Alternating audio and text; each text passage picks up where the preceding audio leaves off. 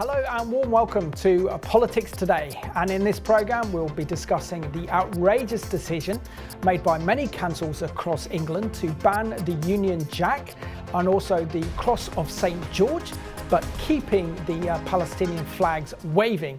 And we'll be discussing what lies behind this rise of patriotism in this country as a backlash to the growing Islamisation that we're seeing right across our country. And to unpack this important story, I'm joined today by Maureen Martin. She is the Parliamentary Officer for the Society for the Protection of Unborn Children, together with Alistair Scott, who's part of Revelation TV and Vision for Israel.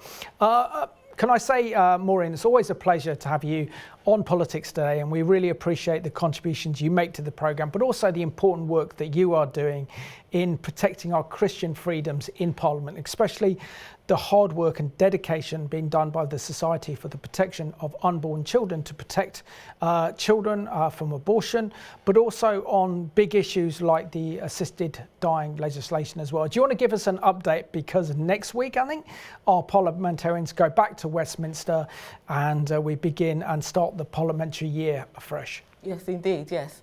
Thank you for having me back on. It's always good to be here. Thank you.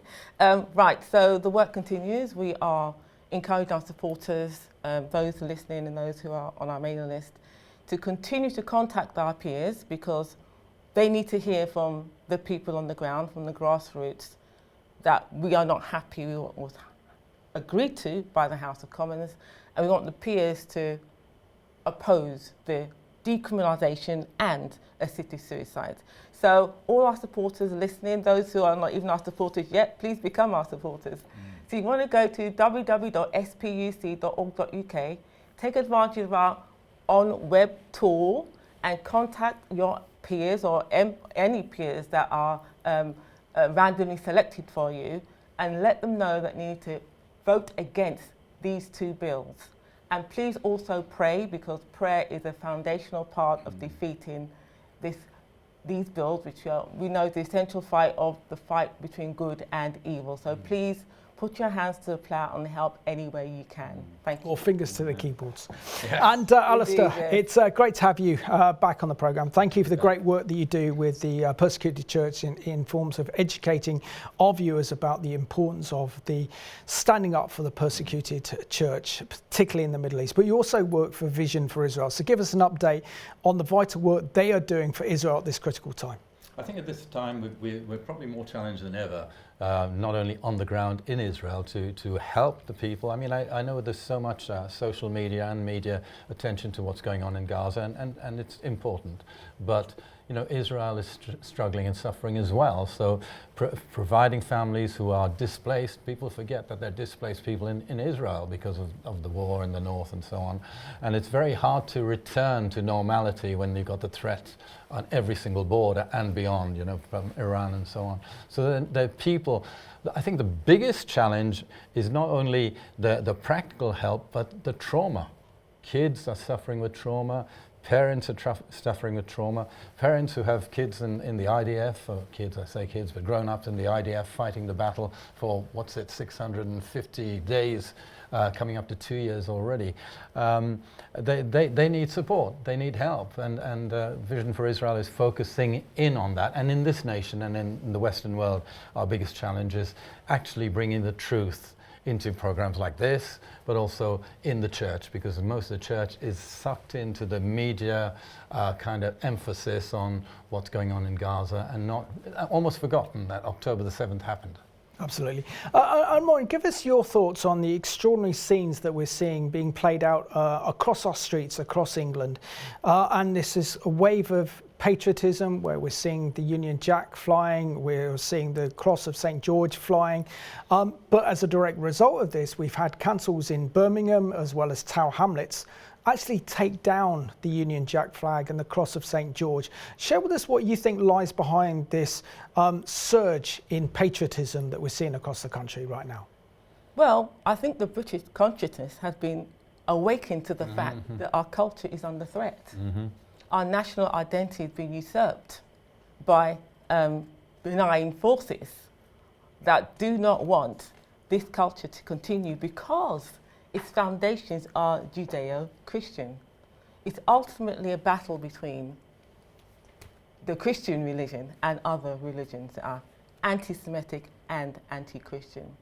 Now, these councils, unfortunately, they are afraid of being called Islamophobic, because if you take down the St. George's flag and leave up the other Palestinian flag, that's an indication you are taking sides, right? So we see these local councils, they reflecting the fact that there are people within these councils that have taken a side also. Mm. So the makeup of the councils is very interesting. We see that Tower Hamlets is the majority is in a Muslim area, and of course their council is majority Muslim. So they are reflecting the ideology of their councils.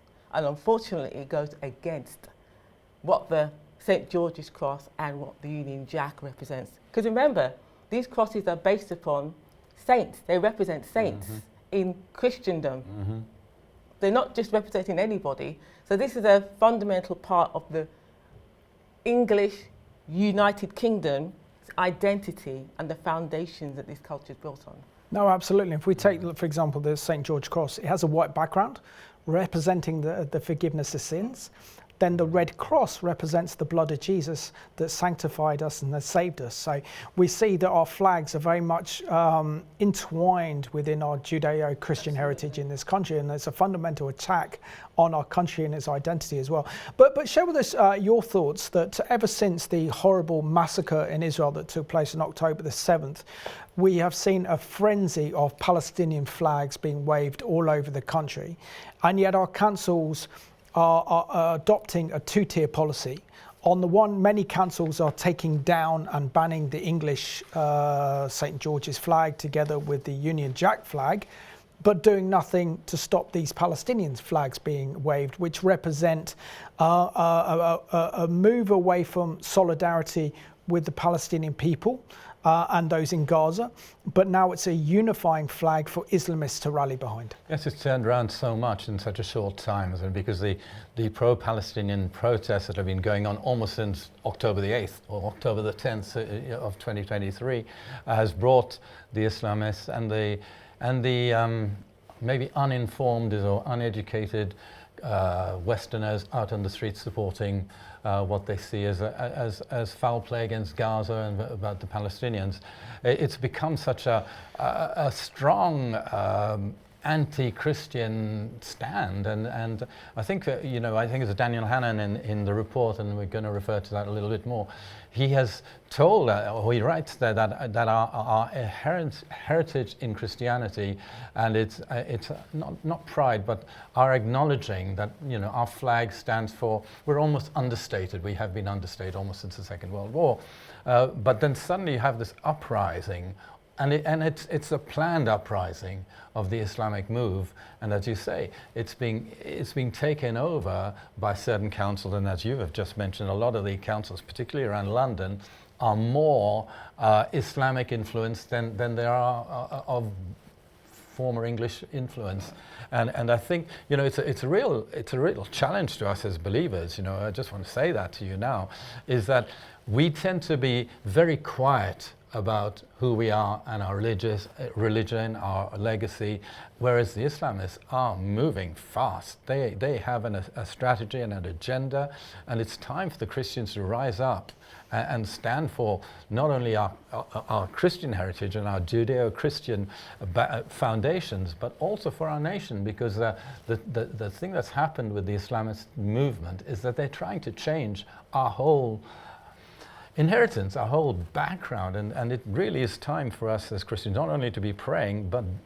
James talks about it, be doers and not hearers only. We are very good at hearing the gospel even amongst Christians, but we need to be proactive, and as you said earlier, let's write to our MPs and anyone who will listen and make our voices heard, that we stand for our Judeo-Christian roots. Absolutely. Maureen, are you surprised with the outpouring of anger that we're seeing, particularly directed at Birmingham Council, but also Tower Hamlets?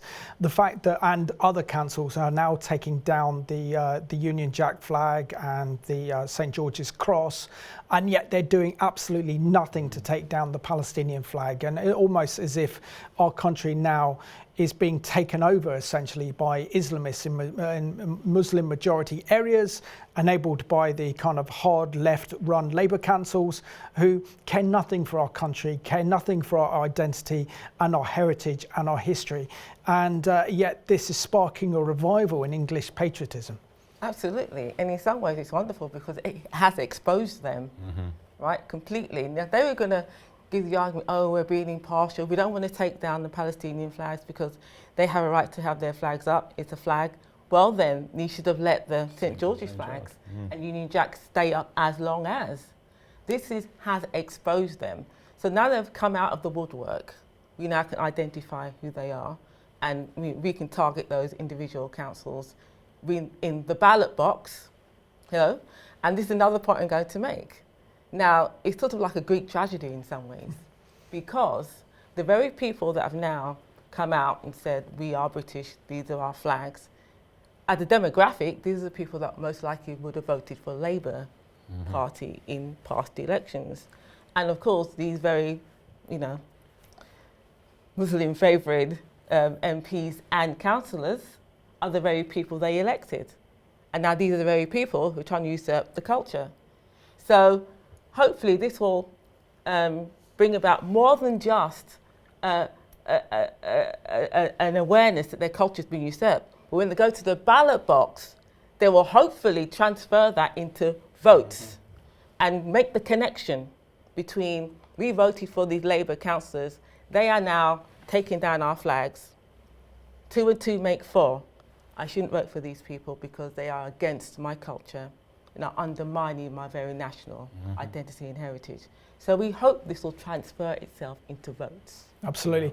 And Alistair, I mean, you mentioned Daniel Hammond earlier, so a former Conservative member of the European Parliament, writes so elegantly in the Daily Telegraph last week. And he writes how over 3 days last week, 50,000 British Union Jack flags and the St. George's flags were sold. He said this is because people feel like they are losing their country to mass uncontrolled migration, and also that the government is also putting ethnic minorities first in its drive towards multiculturalism. So effectively, are we seeing in our country individual people who are seeing that their country is being taken away from them, and this is a direct outpouring of this new form of patriotism that we're seeing in the country today? I think so. For many decades, even, you know, I'm going back certainly 2 or 3 decades, we've been kind of proud, or you know, in the media, of talking about UK as being a multicultural society. Now we're no longer British, and actually taking our culture down at a level, and even the education services are kind of almost apologizing for our history. When you know, I work in places like Pakistan and India and nations outside Islamic nations, and when you talk to people at ground level, they don't criticize the British rule because they see the positives that it brought in. But we are educating our children as if we did something totally wrong. I mean, not everything we did was right, but we were a Bible-believing nation, and we still are. I don't want to speak against that. And we were taking the biblical truth into these nations. And sure, there's been some abuse, some misuse, all that things happen. But when I speak to people in these nations at ground level, they don't criticize the British for the work that was done in their nations, because they see they brought education, they brought Christian standards, and they brought positives. So it's something that worries me a lot in this nation, because as you've just made it very clear, our own culture is being eroded because we are allowing the multiculturalists into our nation, and they are the ones who are voting, they are the ones who are getting their councillors in. I mean, I lived in the Croydon area for many years before we moved out further into Surrey and into Sussex, and the Croydon council is totally run by the Islamists. I mean, I've driven through Croydon a couple of times recently, and I can't believe the amount of mosques and Islamic training centres that are everywhere. And I have friends who have their kids in schools, in private schools in the Croydon area, very good schools. And because the council is now influenced so highly by Islam, they have insisted that every school provides their meals with halal meat. Now, come on, this is ridiculous. When okay, there may be certain Islamists in the school, and perhaps they should have their own food necessarily. But to say that everyone must have halal food is just ridiculous. It's just eroding. I think you touch on the key point of the message the message of the programme we want to convey, that here's an ideology and here's a religion that only accept its own ways and no one else's, and everyone has to conform with their standards, whilst they actually neglect our culture, our values and our history, and this is why we're seeing this culture clash. Maureen, just unpack for us kind of your thoughts on so many councils across England. It's not just Birmingham and it's not just Tower Hamlets that effectively see that the Union Jack and the Cross of St George is considered racist to many ethnic minorities, and therefore they put ethnic minorities before other English nationals, and as a result want to take down these flags. Share with us your thoughts on this decision that they think that the English flag is essentially racist. Well, it's going back to the same old battle. It's between Christianity and other religions. Okay, so we see multiculturalism hasn't worked. It's a big failure. All right, and the reason why it doesn't work, because the people that have migrated to this country on a mass level don't integrate. Okay, they just don't. We see in the United States how multiculturalism works a lot better, because when people came from other nations, they considered themselves American. I'm an Italian American, I'm Irish American. Essentially, they're Americans. Yes, the melting pot theory. Exactly, end of story. But with, Muslims and Islam, they don't integrate. Now, the idea of racism, that is, again, the enemy is told to divide and conquer. Now, we can see that in America we had the Stars and Stripes connected with the past misdeeds of, slavery. Yeah. And exactly the same things we've done with the St. George's flag and the Union Jack. Now, historically, I know when I was at school, I was taught all about slavery, but it didn't really mention a whole lot about England being the first nation to abolish slavery. And England spent a whole good deal of her resources policing the high seas to stamp out slavery in other nations. That wasn't really conveyed to me at school, nor was the role of William Wilberforce conveyed to me as strongly as the actual slave trade. So these are all mechanisms to, foment and foster division, and changing history and presenting the negative side of it, but not necessarily presenting the positive side of England colonialism and what the flag actually represents. So essentially, they have usurped the meaning of the flags. It's our national identity, and essentially based in Judeo-Christianity. We are part of the Judeo-Christian West, and this is why we are a successful Christian nation, because of our foundations. Exactly. Yeah. And Alistair, there was an interesting point, another article that I read someone else. So the Telegraph is taking this particular issue very, very seriously. And one particular article says that the Union Jack used to be waved as a patriotically at national events that gave our citizens a sense of national pride and identity. Historically, we have not been invaded for centuries. We have been a prosperous nation, and we've had no need to face kind of revolutionary forces such as the overthrow of the French monarchy, known as the French Revolution, the Russian Revolution. We have been a very stable nation, so therefore we haven't needed to be so patriotic regarding our flag. because we know that as a nation we haven't been invaded. We kept the Germans at bay in the First and the Second World War. We were the only European country standing alone from the Nazi threat. So we were comfortable with our own patriotism. But now it seems that in recent decades, as our education system has kicked in and this erosion of our history and our values and our identities being attacked almost on a daily basis by the media, by education, by our elites who believe in a kind of end of the nation state, open borders, the flag now is beginning to mean so much more. Share with us how we see that a need for patriotism has to go hand in hand with understanding God's call and plan for this nation. I mean, we talk about this so often, how important it is for our Christian heritage to be brought alive again, and there needs to be a great awakening. We know that in the church, not just to do with Israel, but the biblical truth generally. And you see, as you said, the attack that's come through the education system against, Maureen made a very clear point. And I can remember, I'm slightly older than you, Maureen, I can remember the early days of the people who came into the nation. They came because they were escaping a regime, and therefore the early ones did like the idea of being English rather than whatever nation they came from.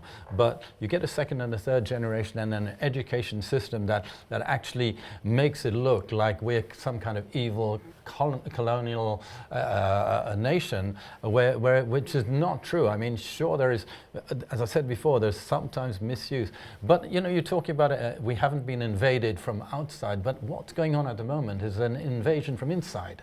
And I think those invasions are more dangerous, because a lot of the people who are now standing up against our British culture are people who've been born in this nation, and they didn't experience what their parents or grandparents experienced in the nations they came out of, and they're suddenly now looking at us as the enemy rather than the one who delivered them from some of the situations they are. So I mean, I think this move of patriotism, using the flag, the St. George's flag, is necessary. I mean, when you and we've been to Israel so often, and you see flags, Israeli flags everywhere, because the people are proud of their nation. They are willing to fight for their nation. And we need to see the right pride. I mean, pride can be ungodly, but the godly pride of our nation, because we are positioned by the Lord in this nation to pray for our nation to come back to its roots. And so I'm all for us standing up for the good of this nation, the education system as it was when I was younger to what it's become now. And I mean, education is used to form mindsets in generations that follow. So we need a total reformation and a restoration of true education system in our nation. Balanced. Yes, we can balance the wrongs we did with the rights we did, but not to educate people to come against. It's almost like a rebelliousness that is being released, and lawlessness. Definitely, we see that very much in our generation now, lawlessness. There's no respect for the law, there's no respect for MPs, there's certainly no respect for adults amongst the young people. And that needs to change and has to start at education level. So Maureen, how are some of these very left-leaning councils together with some of these Muslim-influenced councils going to cope if England qualify for the World Cup next summer? Because there will be outpouring of St. George's flags right across the country in pubs. Are they now going to then, councils are going to try and ban people wearing the England shirt? Where does this all end? Exactly. Now that'll be interesting to see, won't it? Well, hopefully this pressure that's being applied right now through the outpouring of patriotism and I would hope the public's clear message to their local councils, if you continue this, we'll just vote you out next time. Now this should be the message that will be sent loud and clear. These people are elected and they could be easily unelected if you don't get your act together. So we need to back this up with that message. Get your act together or we're going to get rid of you the next election cycle. Absolutely. And also share with us, we've got about 2.5 minutes left, share how essentially what we're seeing is incredible social and ethnic upheavals in this country. The fact that our flag represents freedom and liberty. It was the Union Jack that was the flag that stood alone against the Nazi swastika. And many of these ethnic minorities that have come to this country escaping freedom have been given freedom because of the sacrifices of previous generations. And we are proud to be in this country. Just share with us how the answer is a return to Jesus Christ, and how the church needs to get on its knees and repent on behalf of the sins committed in the nation, and then put Jesus back in the centre where he belongs in Parliament.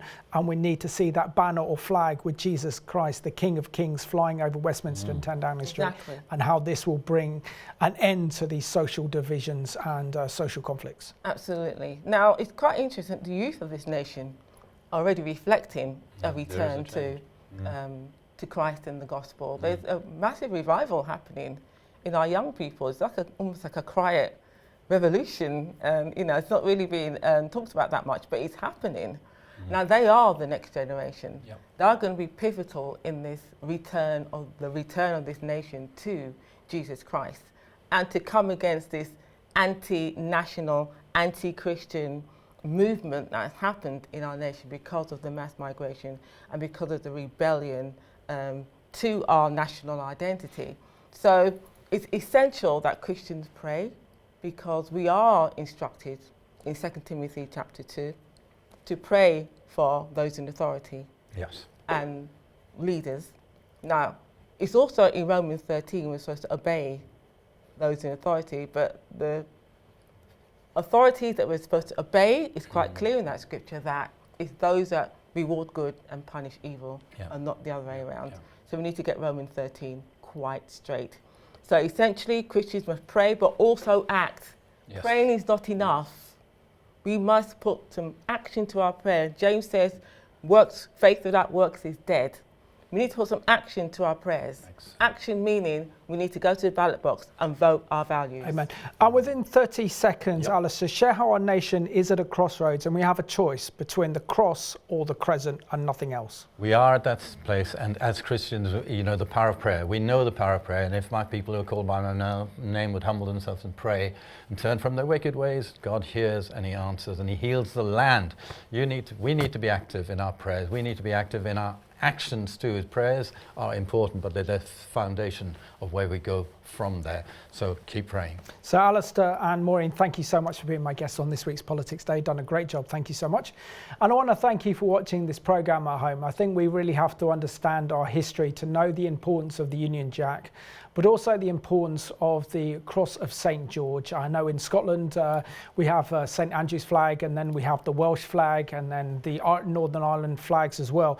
So it's imperative that we understand where patriotism belongs. It's part of our Judeo-Christian heritage, and that is under threat. We should never be ashamed of our history or our country or our nation's flag, because it's who we are, it's our identity, and we should be proud of what our country has done in defeating evil and tyranny over the centuries. So let's wave our flags proudly, but also let's raise the flag of Jesus Christ over this nation once again. So thank you for watching Politics Today.